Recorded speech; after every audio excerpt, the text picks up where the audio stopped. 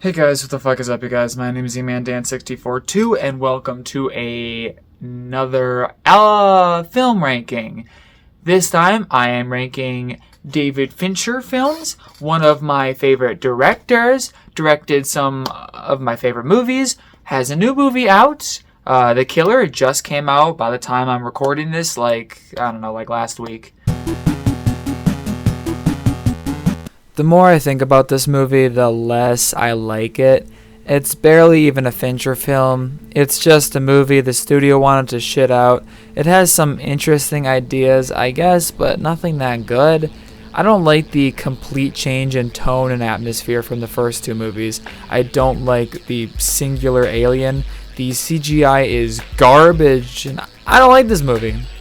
The jail setting is ugly and unpleasant. The first movie was very unpleasant in the eerie horror sci-fi setting, but Alien 3 is just unpleasant in every sense of the word.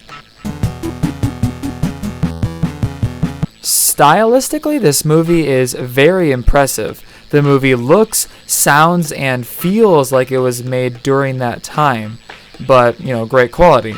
The black and white looks great. Problem is, just like other movies from that time, Mank is boring and hard to follow. This is the only Fincher movie I feel like I had to do research on before watching it. I didn't do any research or anything going into Fincher's other true stories. The Social Network and Zodiac are great films, but Mank is boring and uninteresting. Mank as a character is not that interesting himself. Gary Oldman is a great actor, but his performance is stale and one note. This is a movie I maybe would enjoy if I did extensive research and was a big fan of Mank the person and the story behind Citizen Kane, or if I was a massive filmmaking nerd dork, I guess. Mank's story is not interesting enough for its own movie. Maybe because it's more relevant to today's society, but The Social Network is a much more prevalent film compared to a movie that takes place in the 1930s. This movie was alright. It's an odd tale about a man who ages backwards. The concept for the character is neat, but he still isn't that interesting of a character. The movie doesn't do anything that interesting with him. It's cool seeing him age, but aside from that, there's nothing about the movie I really liked all that much. It's not boring, but it's still nearly 3 hours long and doesn't need to be. It's kinda funny and entertaining, but Benjamin as a character doesn't have much of a personality, and his aging backwards doesn't really affect much of the overall story. This was a pretty fun movie. The concept is simple but very well executed. A woman and her daughter are trapped inside a panic room, and 3 burglars try to break into their house. It's entertaining throughout. Jodie Foster is very good. Kristen Stewart is not very good. Her character is annoying. The burglars are pretty funny. Jared Leto is fine. The character Burnham is very well written. You can actually feel sorry for him, especially when he gives the medicine to Sarah. This is a pretty good movie. It's nothing that special, but I enjoyed it. It's a very simple concept, but the movie goes all out with it. I like the atmosphere and tone of this movie a lot. It's very dark and disturbing. It's hard to watch, but that's its strongest aspect. It's uneasy and unsettling. The actual murder crime mystery was alright.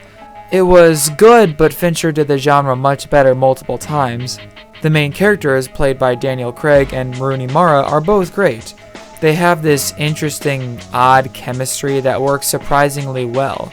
The conspiracy with the Vanguard family was interesting, but the plot wasn't the main focus for me. It's still a very solid film with an excellent tone and atmosphere. This movie was a bit of a commentary on Fincher himself, and he makes fun of himself a bit. It's a relatively simple film about an assassin who listens to the Smiths and assassinates people. On the job, he accidentally misses and kills the wrong person. People are sent after the killer's family, I guess they are, and he goes after anyone involved. I love the beginning of the film. His speech about his meticulous nature and line of work was great, as he set up for his kill. I loved it. The rest of the film is still solid, but that speech was something else. I wish we saw more of the killer's relationships because we barely saw any of his personal life, and that's what drives him for the rest of the movie. There's a really interesting divide between what the character thinks and what he does.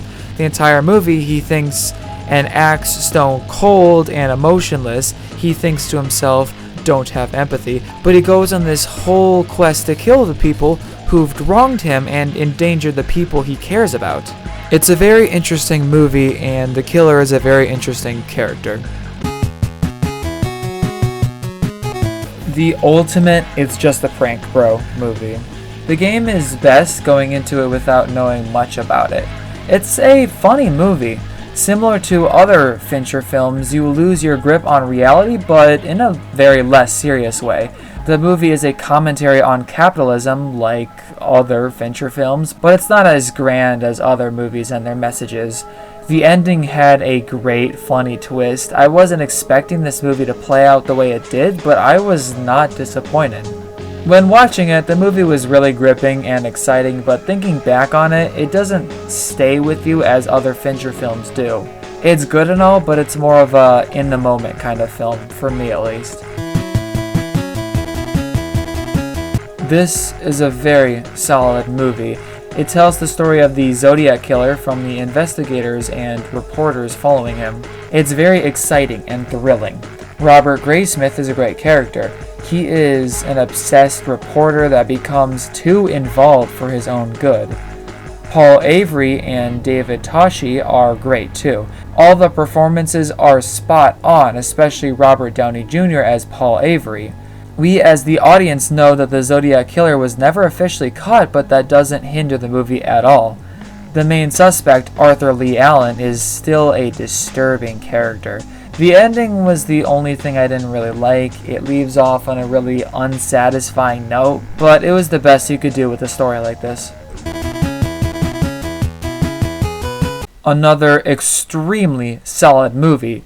A movie perfectly done. From the acting, the score, the cinematography, it's all amazing. It's a movie I would not enjoy if it was made by anyone else. It's a sad story about how Mark Zuckerberg founded Facebook. He is portrayed excellently. He is unlikable and toxic. It's an amazing portrayal of the male ego. The movie is still relevant today, maybe more so with its commentary on society and how things have changed with Facebook. It's an incredibly important movie. The soundtrack by Trent Reznor and Atticus Ross of Nine Inch Nails is perfect and drives home that importance. It may not be in my top favorite movies, but The Social Network is an objectively amazing and near perfect film. This movie likes to fuck with you. You don't know what to think while watching it. You don't know whose side to be on. A lot happens, but you're never any closer to uncovering the truth. The movie is about this woman, Amy Dunn, who goes missing. Her husband, Nick Dunn, is this almost creepy, almost normal guy who seems like a total prick but seems just like a normal, fine guy. He becomes the lead suspect in Amy's kidnapping and or murder or whatever. We see the story from both Nick and Amy's perspectives. It's a really cool movie and it works really well. It's fucked up. Both the characters are fucked up. Neither of them are necessarily in the wrong, but neither of them are in the right for sure. They both suck, and this movie is great. Seven is one of the best crime movies ever made. It's dark and grimy. It's disturbing. The 7 deadly sins thing is done very well. I'm fascinated in how the deadly sins are portrayed in media, and this movie does it amazingly. It sets up this dark, disturbing tone with the first death, gluttony, and it gets worse from there. Each death is so disturbing. Each one acts as a great commentary on how the human race represents the 7 deadly sins.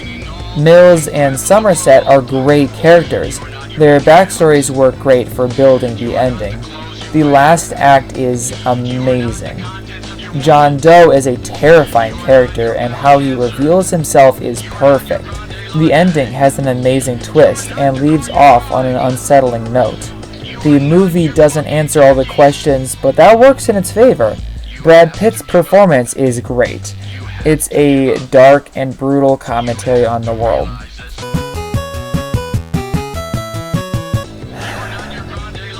Upon rewatching this movie for the third time, it is one of the greatest movies of all time. I don't remember what I said for the 2022 movies ranked video. I believe this movie was number one. I'm not going to rewatch what I had to say. This movie is a brilliant commentary on capitalism and toxic masculinity. The narrator is one of the most relatable characters in film for all the wrong reasons. Tyler Durden is not a person to look up to. He is a fantastic character and a perfect, literally me character, but he isn't somebody anyone should aspire to be. There is so much to take away from the film, and it is one you should rewatch. Either side of the spectrums that it comments on is bad and dangerous. Being so caught up in the mundane life and too obsessed over material things that you don't need, or the other side of self-destruction and anarchy that Tyler embodies. The twist of the film is one of, if not the greatest twist in fiction, period. It layers the movie so much more and makes it about so much more. It adds to that extreme toxic masculinity and that deep-seated desires and ailments that many men can relate to. The ending is amazing and sends chills down my spine every time. This is a near perfect movie. It's an extremely important movie that every man with these troubles needs to watch. No, everyone needs to watch this movie. It's that good. Tyler Durden is literally me, I'm a Sigma male. I had gay people and women. I'm an insult. You're just a figment of my imagination, you know that? You're just a stupid bit to pad out videos. You're not even funny. I'm also lazy and can't think of a funny death, so all I'm gonna do is...